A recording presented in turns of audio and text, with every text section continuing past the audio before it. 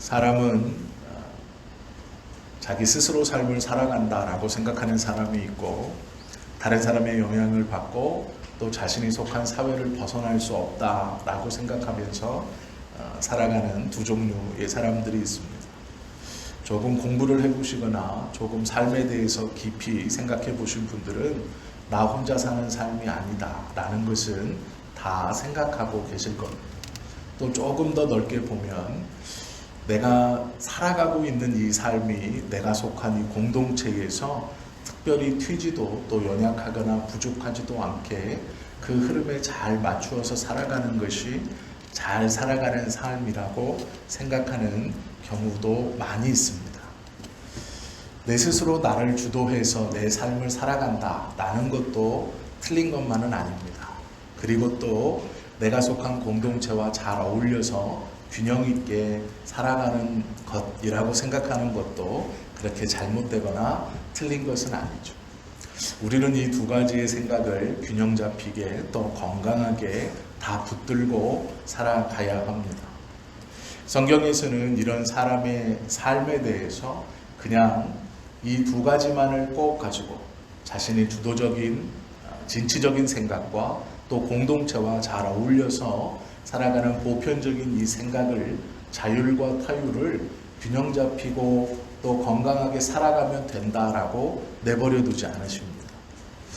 이렇게 삶에 대해서 고민하고 생각해 본 사람들의 삶을 통해 하나님은 당신의 아들을 이 땅에 보내셔서 그 사람들의 삶 속에 다른 하나를 집어넣어 주시고 그 삶의 영향이 하나님께서 베풀어 주신 그 다른 하나가 모든 것을 붙들고 끌고 가도록 우리의 삶을 인도해 가시죠.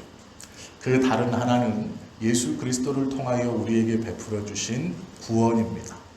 우리는 구원받은 자로 우리의 삶이 내가 주도적으로 살아가건 아니면 공동체와 잘 어울려 살아가건, 즉 자율적인 삶이든 타율적인 삶이든 그 삶보다 그 모든 삶을 둘러싸고 있는 하나님께서 우리를 인도해 주시고 우리를 붙들어 주신다라는 귀하고 복된 삶의 모습으로 우리를 이끌어가고 있다라는 것이죠. 그리고 우리에게 말씀하시기를 그것이 가장 큰 것이니 그 삶을 붙들고 그 삶의 인도함대로 살아가라고 말씀하고 있죠. 오늘 본문의 말씀을 보시면 이 본문의 말씀은 야곱이 그의 파란만장한 삶을 다 살아온 후에 마지막 죽기 직전에 침상에서 그의 11번째 아들인 가장 사랑했고 또 그리고 조심스럽게 여겼던 그의 아들인 요셉을 불러서 유언하는 내용입니다. 야곱이 이제 자기가 곧 있으면 이 육신의 생명이 끊어진다는 것을 자각하고 아들인 요셉을 불러서 부탁합니다. 뭐라고 부탁하냐면 내가 죽으면 이 애굽 땅에 나를 장사하지 말고 믿음의 선조들과 같이 나를 이스라엘 땅으로, 하나님의 약속의 땅으로 다시 데리고 가 그곳에서 장사해 달라고 2번이나 부탁을 합니다. 그리고 그 확답을 들은 후에 하나님을 그 침상에서 경배하고 눈을 감습니다. 이것이 오늘 성경 본문의 말씀이고 내용입니다. 야곱의 생애를 가만히 보면 이 축복받는 것, 축복을 누리는 것에서 야곱은 그의 삶의 모든 것을 드리고 최선을 다했던 사람입니다. 그의 출발은 창세기 25장 23절에 이렇게 기록되어 있습니다. 여호와께서 그에게 이르시되, 여기서 그라는 것은 아버지 이삭에게 말씀하시는 거죠. 두 국민이 내 태중에 있구나. 두 민족이 내 복중에서 나누리이다. 이 족속이 저 족속보다 강하겠고 큰 자가 어린 자를 섬기리라 하셨더라 라고 말씀합니다. 이삭과 함께 있었던 모든 이에게 다 들리도록 하나님께서 이 말씀을 주셨습니다. 복중에 두 국민이 있는데, 두 아이가 있는데 큰 자가 작은 자를 섬길 것이다 라고 말씀하셨죠. 로마서 9장 13절에는 이 이야기를 더 분명하게 해석해주고 있습니다. 기록된 바 내가 야곱은 사랑하고 에서는 미워하였다 하심과 같으니라 라고 기록하고 있습니다. 야곱의 출발은 어머니의 뱃속에 있을 때부터 하나님께서 작은 자를 선택하셨고, 바울은 그것을 분명하게 형 에서는 하나님이 미워하셨고 야곱은 하나님이 사랑하셨다, 이렇게 그의 삶의 출발을 이야기하고 있다라는 것이죠. 이것을 보시면 하나님의 선택은 사람의 어떠함이 아니라 하나님의 주권적 사역이고 하나님의 일방적 사랑이라는 것을 우리가 알게 됩니다. 하나님께서 누구를 선택하시고 누구를 구원하시고 누구를 은혜 안에 붙드시는가라는 것은 우리가 어느 순간 하나님의 마음에 잘 드는 어떤 선한 행동을 하는 것이 아니고, 그것에 영향을 받은 것이 아니고, 하나님의 일방적인 사랑의 선택이고 하나님의 주권적인 선택이라는 것을 성경은 말씀하고 있습니다. 우리 모두는 이 선택을 받은 사람들입니다. 더 정확히 말하면 하나님의 일방적인 사랑과 하나님의 주권의 선택을 우리는 받아 지금 예수님을 믿는 자로 이 자리에 함께 있다라는 것이죠. 우리의 출발도 이 야곱과 다르지 않다라는 것입니다. 하나님은 당신의 백성들을 축복하심으로 당신의 일을 이루어 가십니다. 야곱은 축복에 대해서 굉장한 갈망이 있었던 사람입니다. 야곱은 자기 아버지와의 관계에 틀어진 형 에서의 저주와도 불사하여 바꿀 만큼 축복받기를 원했습니다. 그 축복이라는 것을 붙들려고 노력했던 사람입니다. 아버지가 눈이 어두워서 형을 불러 내가 좋아하는 요리를 해와라. 내가 그것을 먹고 너에게 마음껏 축복하겠다. 우리 생각에, 죄송합니다. 우리 생각에 아버지가 아들을 불러서 축복할 때 그냥 복을 주면 될 것 같습니다. 아니, 왜 요리를 해오라고 그러지? 그것도 왜 나가서 사냥을 해서 잡은 고기로 자기가 좋아하는 것을 만들어 오라고 그러지? 라고 궁금해 하실 수 있습니다. 그냥 불러서 에서야, 내가 너에게 축복할 테니 이리 와라 하고 축복하면 될 것 같습니다. 그런데 이스라엘에서는 이 전통적으로 지금 우리와 조금 다를지 모르지만 아버지가 자녀에게 어떤 복을 빌 때, 그리고 그 복 안에는 아버지가 가지고 있는 모든 소유와 재산을 넘겨준다라는 선언입니다. 그래서 이 아버지에게 복을 받을 때 자녀는 자신이 할 수 있는 가장 귀하고 복된 것으로 그 아버지께 먼저 드리고, 아버지는 그것을 받고 흡족해 하면서 더 큰 것을 주는 것이 관례였습니다. 큰 것을 받으려면 자기가 할 수 있는 가장 큰 것을 해야만 했다라는 것이죠. 이것은 과거에 나라와 나라 사이에서도 볼 수 있는 것입니다. 우리나라가 예전 중국에 사신들을 파견해서 많은 재물과 곡물을 가지고 이 중국에 가서 진상을 합니다. 그러면 중국의 황제는 우리나라에서 들어온 곡물과 사신들, 또 그들이 가지고 온 여러 그림이나 도자기, 또 풍물패들, 연극, 공연들을 보면서 즐거워했습니다. 그리고 이 사신들이 돌아갈 때는 가지고 온 곳에 몇 배의 예물을 더해서 돌려보냈습니다. 그래서 예전에 어떤 일도 있었냐면 우리나라가 1년에 4번, 5번씩 사신을 보내는 겁니다.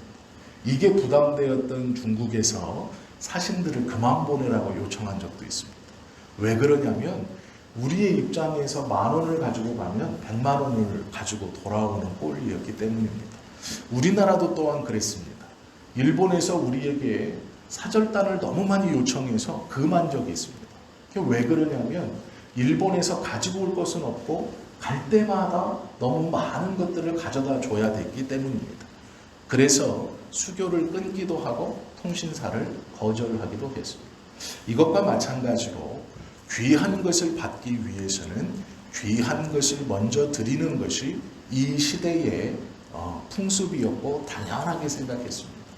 그래서 지금 이삭이 자기 아들 에서에게 장자의 축복을 주려고 기도하면서 그냥 부르지 않고 불러서 내가 할 수 있는 가장 귀한 것, 네가 땀 흘리고 신경을 쓰고 애써서 나가 사냥해서 잡은 고기로 내가 좋아하는 별미를 만들어 가지고 와서 내가 너에게 지금 빌려고 하는 이 큰 축복과는 비교할 수 없지만 내가 할 수 있는 최선을 다해서 준비한 걸 나에게 가지고 와라. 그렇게 바꾸어야 이 비는 축복이 값어치가 있고 그것이 이루어진다라고 생각했습니다. 그래서 그냥 빌어준 것이 아니라 에서를 불러다가 사냥해서 요리를 만들어 와라 이렇게 말을 한 것이죠.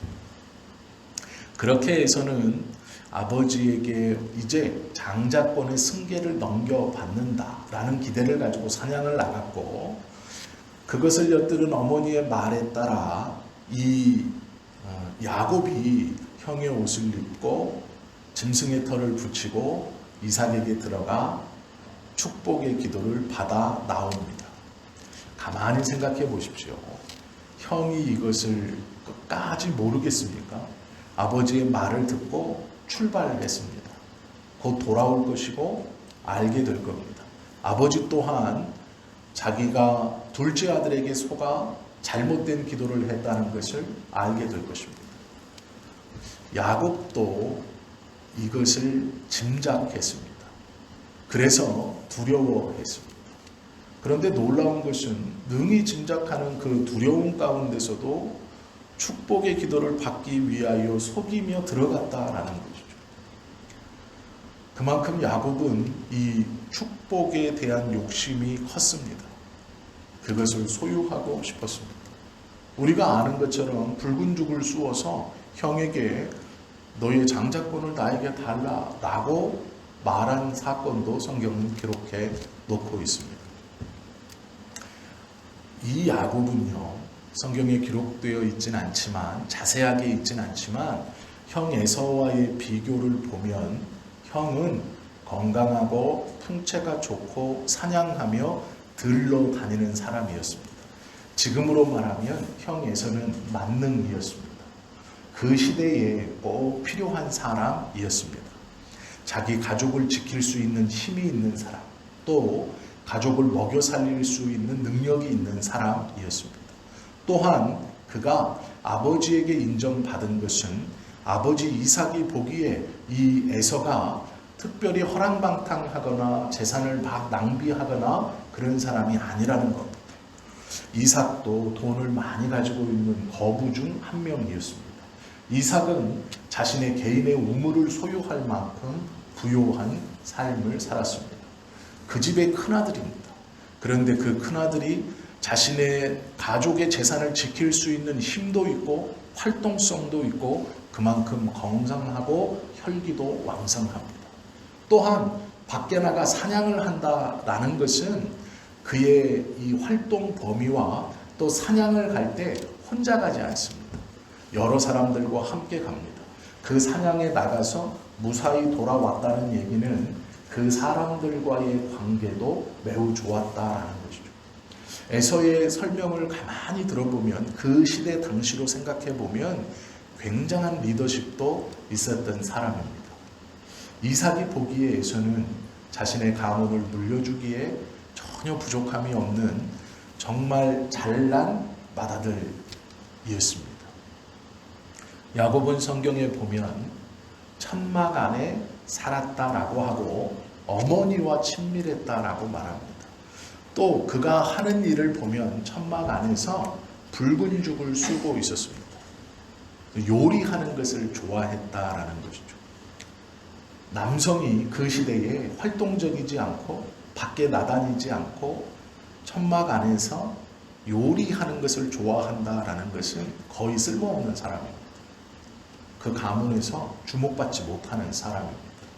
그리고 그 말은 에서와는 상대적으로 리더십에 대한 증명이 되지 않은 사람입니다. 혼자 있는 것을 좋아하고 어머님과 시간을 많이 보냈다는 것은 남성인데 여성처럼 살았다라고 생각해 볼 수 있습니다. 이 야곱에게 한 가지 욕심이 있었습니다. 그게 뭐냐면 형처럼 되고 싶은 겁니다. 리더십을 갖고 싶고 활동적이 되고 싶고 인정받고 싶다라는 것이죠. 이 가문에서 자기가 주목받고 싶은 사람이 되고 싶은 욕망입니다. 그것이 축복을 갈망하는 이유입니다. 장자권을 승계받고 싶은 이유였습니다. 어려서부터 형과 비교되는 삶, 자신이 보아도 전혀 다른 삶의 스타일을 가지고 있고 생활의 스타일을 가지고 있는 이 야곱이 보기에 형은 모든 것이 완벽했고 부러운 사람이었습니다. 야곱이 에서에게 이길 수 있는 아무런 조건과 능력이 없었습니다. 그 야곱이 유일하게 바라고 원했던 것이 축복뿐입니다. 눈에 보이지 않지만 그것을 받고 싶어 했습니다. 어느 정도로 야곱이 소심하냐면 그 기도를 받고 나와서 자기가 그토록 원하던 축복의 기도를 받고 장자가 받을 수 있는 모든 기도를 받았음에도 불구하고 형 에서가 돌아오는 것이 불안하고 두려워서 도망을 칩니다. 자기가 그토록 원한 것을 받았으면 이제 내가 받았으니 하고 싶은 대로 해라 하고 배째라, 이런 배짱도 없습니다. 도망을 칩니다. 그것이 야곱의 생활의 모습입니다. 우리가 보기에 야곱이 일반 사람과 똑같다? 아니요, 그렇지 않습니다. 일반인보다 조금 더 소심한, 어쩌면 그 무리 밖에 서 있는 사람 중 하나일 수 있다라는 것이죠. 제가 지금 야곱을 굉장히 좋게 설명하고 있는 겁니다. 제가 설명하는 것보다 굉장히 더 소심하고 바깥으로 나가 있는 사람이라고 보시면 됩니다. 이 사람에게 한 가지 소원과 열망이 있었습니다. 축복을 받는 것이죠. 자기의 어떤 것으로 이 형 에서의 삶의 틈바구니에 들어가거나 형과 대등하게 관계를 하거나 형과 대등한 능력을 가질 수 없다고 생각했던 야곱은 이 삶에서 다른 삶으로의 전환을 자신 스스로 할 수 없다라고 느낀 겁니다. 그래서 무엇을 원했느냐? 복받기를 원했습니다. 자신의 할아버지, 자신의 아버지가 믿는 하나님이 나를 변화시켜 주기를 원했습니다. 성경을 가만히 읽어보면 이삭이 한 번도 전쟁을 치르지 않은 사람입니다. 그 시대에 전쟁을 치르지 않고 그만한 재산을 지키면서 살 수 있었다는 것은 이삭의 능력이 아니라 하나님의 보호하심입니다. 야곱이 아버지 이삭과 굉장히 비슷한 사람입니다. 성전. 아버지 이삭을 야곱이 바라볼 때 이삭은 활동적인 사람이 아닙니다. 형 에서와 같이 진취적이거나 리더십을 보여주고 전쟁을 해서 땅을 지키고 들어왔던 도적들을 몰아내는 사람이 아닙니다. 자신의 것을 뺏으러 들어오면 양보하고 물러나는 사람이었습니다. 우물을 뺏으러 들어왔을 때도 그래 하고 물러나 새로운 우물을 파는 사람입니다. 야곱이 볼 때 이삭은 자기와 굉장히 비슷한 사람입니다. 자신의 아버지와 이 야곱은 거의 비슷한 성정을 가지고 있습니다. 그런데 야곱이 보기에 우리 아버지가 이렇게 거부로 평안한 삶을 살아가고 마칠 수 있는 이유는 아버지의 능력이 아닙니다. 누구의 능력입니까? 하나님의 보호하심입니다. 야곱은 그걸 알았습니다. 그래서 그가 붙들고 싶었던 것은 하나님의 복입니다. 내가 하나님의 복을 받으면 아버지처럼 살 수 있다. 저렇게 평안할 수 있다. 직접 싸우거나 부딪히거나 전쟁을 통해서 재산을 지키고 늘리지 않아도 하나님의 복을 받으면 이곳에서 우물을 파도 물이 터지고 저곳에서 우물을 파도 물이 터질 것이다. 야곱은 아버지 이삭을 보면서 그걸 알았습니다. 그래서 형과의 삶, 형처럼 뛰어나고 탁월한 삶을 자신이 스스로는 살 수 없다는 것을 알고 하나님의 복을 그렇게 받기를 원했던 겁니다. 우리가 성경을 보시면서 야곱이 하는 말이나 그 당시에 이 가정에서 이루어지는 일을 가만히 묵상하면 야곱이 왜 이렇게 복에 집착하는가를 알 수 있습니다. 아버지 이삭이 자기와 같은 모습이지만 자신이 생각할 때 자기의 삶과 자신이 생각할 때 똑같은 성향의 아버지의 삶은 완전히 다르죠. 아버지는 그 유약함과 연약함을 가지고도 일가를 이루었고 부자가 되었습니다. 그리고 그것을 잘 지켜가며 살아가고 있습니다. 노년이 되었는데도 주변에서 얕보는 사람이 없이 그것을 호시탐탐 노리는 사람이 없이 이 재산을 잘 지켜가며 가족을 잘 돌보고 있습니다. 무엇일까? 무엇일까? 야곱이 알죠. 왜요?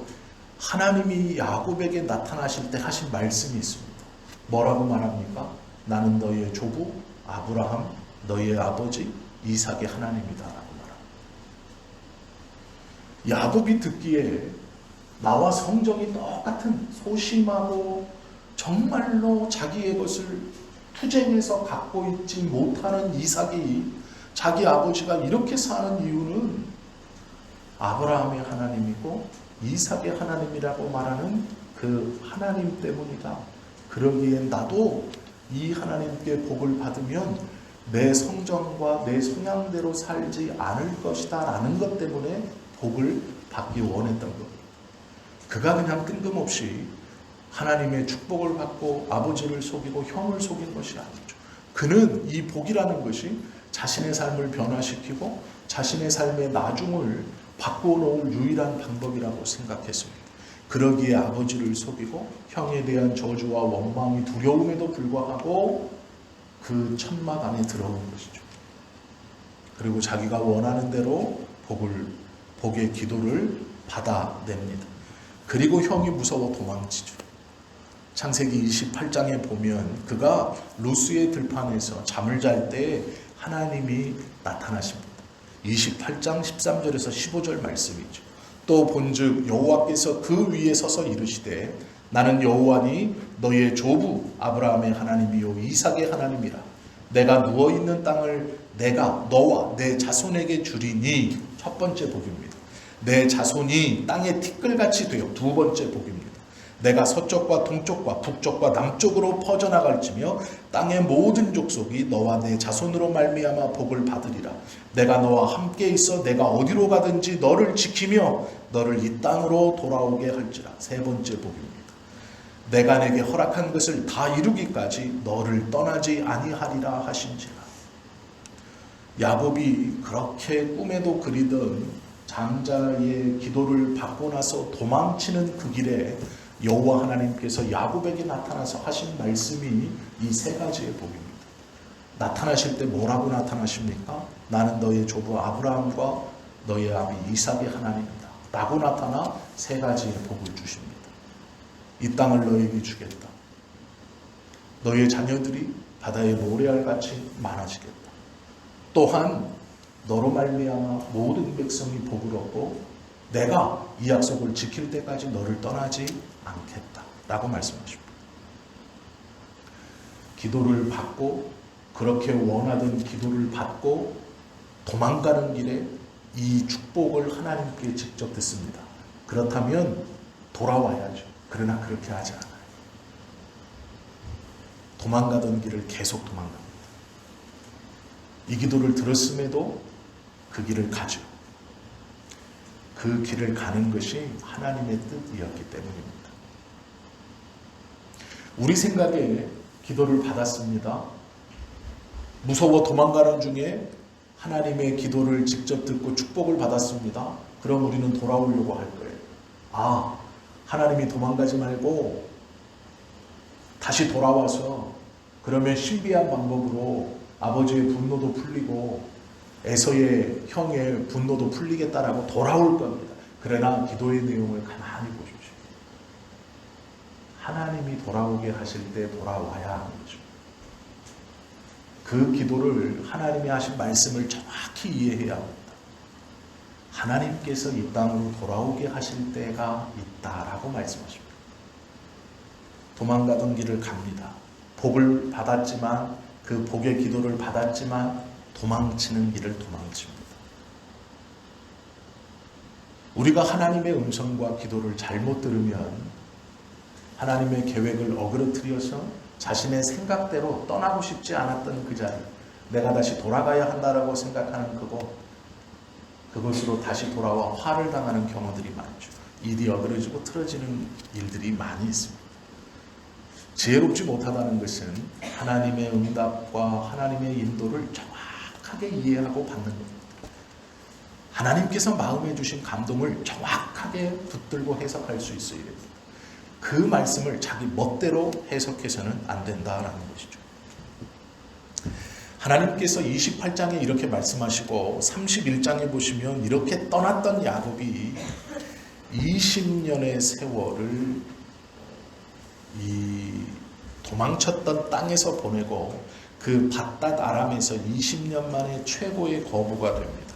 12명의 자녀를 거느리고 이제 하나님의 때가 되어 고향으로 돌아옵니다. 야곱은 축복을 받는 것만이 나의 삶을 변화시키는 유일한 방법이라고 믿었고 그 복을 수단과 방법을 가리지 않고 얻어내려고 했습니다. 왜요? 가장 중요한 것이 내 삶이니까요. 내가 복 받는 거니까요. 내 삶이 아버지처럼 그래도 성공하고 잘 먹고 잘 살아야 돼요. 내 삶이 소심하긴 하지만 내 성격이 소심하고 외곽에 있는 삶이긴 하고 힘도 없고 주목받지 못하는 삶이지만 이대로 끝낼 수 없으니 아버지처럼 하나님의 놀라우신 은혜와 복으로 그렇게 살아야 한다고 믿었기 때문입니다. 그리고 그 복을 받아 담대하지 못하고 도망가는 중에 하나님의 은혜를 받습니다. 그 응답을 듣습니다. 기도를 듣습니다. 그 확신을 갖습니다. 그런데 갈 길을 가 20년 만에 돌아옵니다. 바로 돌아오지 않아요. 하나님께서 돌아오게 하실 때 돌아오게 하겠다. 돌아올 때의 그의 모습은 혼자 도망쳤던 모습과는 다릅니다.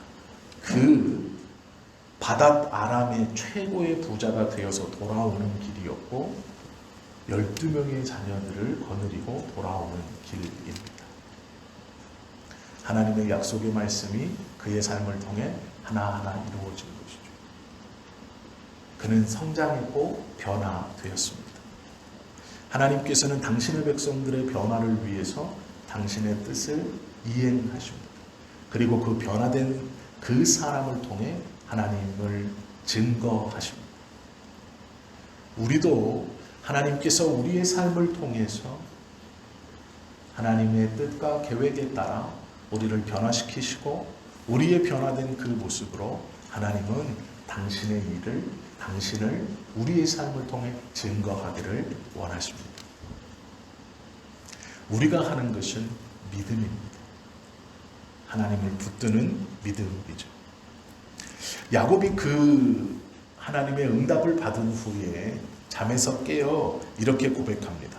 야곱이 잠이 깨어 이르되 여호와께서 과연 여기 계시거늘 내가 알지 못했도다. 그가 고백하는 신앙은 여호와께서 여기 계신다입니다. 즉 살아계신 하나님이 살아계신다라는 것이 그의 첫 번째 고백이었습니다. 또한 그의 두 번째 고백은 그의 삶을 통해 그가 점점점 하나님의 은혜 아래 변화되어 가고 있다라는 것이죠. 또 그가 변화되어 하는 세 번째 특징은 기도하는 사람이 되었다라는 것입니다. 에서를 만나기 위해 20년 만에 다시 고향으로 돌아올 때 형 에서가 군사 400명을 보내어 자기를 잡으려 한다는 말을 듣습니다. 예전 같으면 도망쳤을 겁니다. 집에서 도망쳤듯이 도망쳤을 겁니다. 형 에서가 혼자서 짐승을 안고 돌아오는 것도 무서워서 도망쳤던 야곱입니다. 이제 병사를 400명이 자신을 잡으러 온다면 예전 같으면 도망쳤을 겁니다. 그러나 그렇게 하지 않습니다. 그가 약복나루에서 기도합니다. 하나님 앞에 매어 달립니다. 신앙이 있다라는 것은요, 이 위대한 신앙이라고 말하는 것은 어려움에 몸으로 부딪혀 견디는 것도 대단한 신앙입니다. 그러나 진짜 위대한 신앙은 불안하고 두려움 가운데 기도하는 사람이 진짜 위대한 신앙을 가지고 있는 사람입니다. 하나님께서 기뻐하는 신앙은 그 어려움에 부딪혀 싸우는 것 물론입니다. 그러나 하나님이 진실로 기뻐하고 하나님의 역사를 나타내는 신앙은 그 두려움과 어려움 가운데 먼저 기도하는 사람입니다. 하나님의 크심을 인정하고 내가 부딪혀 싸우는 그것이 먼저가 아니라 하나님 앞에 기도하며 하나님의 도우심과 은혜를 구하는 그 두려움 앞에서 하나님을 붙드는, 하나님을 의지하는 기도하는 사람이 진정한 위대한 신앙을 가지고 있는 것이죠. 우리가 야곱의 삶을 가만히 보시면요, 그는 자식을 얼마나 아꼈는지 성경을 통해 간간히 증거되어지죠. 그러나 야곱에게도 고난이 없었던 것이 아닙니다. 이만큼 사람이 변했고 이만큼 복을 받았으면 야곱이 이삭처럼 아무런 문제 없이 잘 노년을 보냈어야 할 것인데, 하나님은 이삭에게도 이 야곱이 형 에서를 속이고 자신의 기도를 가로채고 떠났던 그 시련처럼 이 야곱에게도 시련을 주십니다. 첫 번째 시련은 부인을 얻고 이런 게 아닙니다. 자기의 자식 중 큰딸이 이방인의 성에 놀러 갔다가 창세기 34절에 보시면 세겜 성에 갔다가 강간을 당합니다. 이것이 야곱에게는 감당할 수 없는 큰 고통이었습니다. 자신의 큰딸이 하나밖에 없는 외동딸이 세겜 성에 갔다가 그 성의 사람들에게 강간을 당해서 비참한 몰골로 돌아옵니다. 하나님께서 선택하시고 복을 주시고 변화되어서 하나님을 고백하고 그의 삶으로 하나님을 증거하고 또 그가 기도하는 사람이 되었는데 왜 이런 시련을 주십니까? 하나님은 이 시련이 그에게 유익하다라고 말씀하십니다. 또 자신이 한참 잘 나갈 때 가장 사랑하는 여인에게 얻었던 첫 번째 아들인 11번째 아들인 요셉이 형들에 의해 팔려 없어집니다. 첫 번째 딸이 그런 험한 일을 당한 것도 감당할 수 없지만 11명이나 있다 그래서 그 11명의 아들 중에 순번을 매길 수 있습니까? 아니요, 그럴 수 없습니다. 아들이 하루아침에 사라졌다는 것은 감당할 수 없는 아픔이고 고통일 겁니다. 왜 하나님이 이런 믿음의 사람에게 하나님이 선택하셨고 하나님의 말씀대로 살려 하고 그래도 그 안에서 나의 삶의 변화가 주께 있음을 알고 하나님께 있음을 알고 하나님의 복을 받으려고 그렇게 몸부림쳤던 야곱의 삶에 이런 시련이 계속됩니다. 하나님께서 이 야곱을 만지시기 위해서 그에게 더 큰 변화를 원했기 때문에 그가 하나님이 여기 계시다 라는 하나님을 인정하는 것과 그의 삶이 하나님의 은혜로 그의 소원대로 변화가 되어 하나님을 증거하는 것과 또한 그가 기도하는 사람이 되는 것에 부족하다라는 것이죠. 하나님께서 원하시는 삶은 그것이 끝이 아닙니다. 우리는 이 정도 되었으면 됐다고 생각하죠. 우리가 생각하는 신앙의 완성은 이 정도입니다. 살아계신 하나님을 언제나 인정하는 것, 나의 변화되는 삶을 통해 내 주변의 사람들에게 하나님을 증거하고 내가 어떤 순간 모든 순간 하나님께 기도하는 이것이면 우리는 되었다. 이 정도만 하면 만족한 신앙입니다. 우리는 그렇게 생각하고 그 자리에 머물러 있기를 원합니다. 그러나 하나님은 그렇지 않습니다. 하나님이 야곱에게 시험을 주시는 것은 그에게 더 큰 변화를 일으켜 주시기 위해서입니다. 성경은 이 시련과 고난이 하나님의 섭리 속에 있으며 유익하다고 말씀하고 있습니다. 우리의 입장에서는 받아들이기 쉽지 않은 이 고백이 하나님께서 선택하신 믿는 자에게 원하시는 변화를 위해서 이루어 가시는 것이죠. 그가 어떻게 변했는가? 28장에서 받았던 이 야곱이 43장에 가면 이렇게 고백합니다. 14절이죠. 전능하신 하나님께서 그 사람 앞에서 너희에게 은혜를 베푸사 그 사람으로 너희 다른 형제와 베냐민을 돌려보내게 하기를 원하노라. 그런데 문제는 이 뒷말입니다. 내가 자식을 잃게 되면 이르리로다. 무엇보다도 자식이 소중했어요. 11번째 아들은 20년 전에 사라졌고 이제 20년이 지났습니다. 20년 뒤에 그의 고백이 무엇이냐면 12번째 아들 베냐민이 또한 볼모로 잡혀 들어갔습니다. 그때 그의 고백이 내가 자식을 잃으면 이르리. 자식을 잃어봤거든요. 20년 전에 자식을 잃어봤어요. 그 큰 고통과 아픔이 어떠한 것이라는 것을 알아요. 그런데 48장의 야곱은 이렇게 고백하고 있는 것이죠. 43장의 야곱은 내가 자식을 잃으면 잃겠다. 이것은 쉬운 고백이 아닙니다.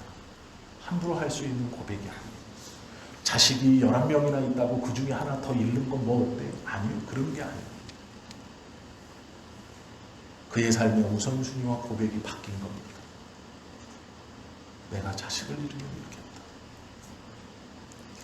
두 번째는 남을 축복하는 사람으로 변했습니다. 그의 변화를 통해서 그가 살아가는 그것으로 주변의 사람들이 하나님의 역사하심을 알았다면 이제 그는 적극적으로 남을 축복하는 사람이 되었다라는 것입니다. 사는 것으로 증거하는 것만에 만족하지 않고 자신의 삶으로 적극적으로 남을 축복하며 그를 살아내는 삶을 살았다라는 것이죠. 시련을 통해서 남의 축복을 가로채는 사람에서 살아가는 것만으로 증거하는 사람의 자리에 머무르지 않고 하나님께서는 이 시련을 통해 그의 입술로 그의 삶으로 남을 직접적으로 축복하며 살아가는 삶으로 변화시켰습니다. 또 창세기 46장 1절에 보면 하나님의 뜻을 기다리는 사람으로 바뀌었습니다. 요셉이 살아있다는 얘기를 듣습니다. 그리고 그 요셉이요 20년 만에 소식이 들려왔고 자기 아버지 야곱을 데리고 오기 위해서 애굽에서 수레를 보냅니다. 그 수레가 도착했어요. 20년 동안 죽었다고 생각했던 아들이 20년 만에 살아있다는 말도 놀랍고 애굽의 총리가 되었다는 말도 놀랍고 그 아들이 가뭄으로 허덕이고 있는 이 이스라엘에서 식량을 구하지 못해 어떻게 할까라고 고민하고 있는 자기에게 오라라고 말하고 수레까지 보냈어요. 하루빨리 가야죠. 20년 만에 아들이 보고 싶잖아요. 제일 사랑했던 아들이었는데 그 색동옷을 입혀서 그렇게 눈에 넣어도 안 아플 그 아들을 그 색동옷을 입혀서 내보낸 그날 이후로 못 봤어요. 죽었다고 생각했던 아들이 살아있다는 것만으로도 놀라운 일인데 그 아들이 가장 강력한 나라의 총리가 되었고 아버지를 모시기 위해 수레까지 보냈습니다. 그러면 얼른 가야죠. 빨리 타고 얼른 가야죠. 아들을 보고 싶으니 얼른 가야죠. 그러나 그렇게 하지 않습니다. 수레를 타고 내려가다가 부엘세바에서 멈춥니다. 부엘세바는 하나님이 정해주신 경계의 끝이 있는 땅입니다. 그 부엘세바에서 수레를 세우고 하나님 앞에 예물을 드리고 제사를 드립니다. 가다가 멈추어 서서 하나님의 땅 마지막. 이제 넘어가면 애국령입니다. 그곳에 서서 잠시 내려 수레를 멈추게 하고 그곳에서 제사를 드립니다. 자신의 생각과 뜻대로 행하던 이 야곱이 그 기쁨 중 하나님의 은혜요, 하나님의 도우심이요, 하나님의 은혜 중에 은혜라고 고백할 수 있는, 자신의 삶에서 가장 기쁘다고 말할 수 있는, 죽었던 아들이 살아났고 그 아들이 강대국의 총리가 되었고 나를 지금 오라고 수레를 보낸 그 기쁨의 시간, 그는 멈추어서 하나님을 기억하고 예배하는 자가 되었습니다. 기다릴 줄 아는 자가 되었습니다. 하나님의 뜻을 기다리는 사람으로 변했습니다. 고난은 야곱을 변화시켰습니다. 가장 소중하게 여겼던 것도 내가 자식을 잃으면 이르리라 라는 신앙인이 되었고, 증거를 당하던 삶에서 적극적으로 축복하던 삶으로 바뀌었고, 그 하나님의 은혜와 역사를 경험하는 중 하나님을 잊지 않고 기억하며 예배하는 자가 되었다라는 거죠. 고난은 이 야곱을 바꿔왔습니다. 하나님께서 우리에게 원하시는 것도 이것입니다. 우리가 변화를 받아 새 사람이 되었지만 성숙하지 못할 때 우리에게 고난이 옵니다. 그러나 그것은 우리가 잘못해서 고난이 오는 게 아니고 하나님께서 우리에게 더 큰 것을 원하기 때문이죠. 더 큰 성장을 원해서 우리에게 고난을 주십니다. 우리가 하나님이 살아계심을 고백하는 신앙인이고 우리의 변화된 삶으로 다른 이에게 살아계신 하나님을 증거하는 신앙인이고 기도하는 신앙인이 되었다면 우리는 기쁠 것입니다.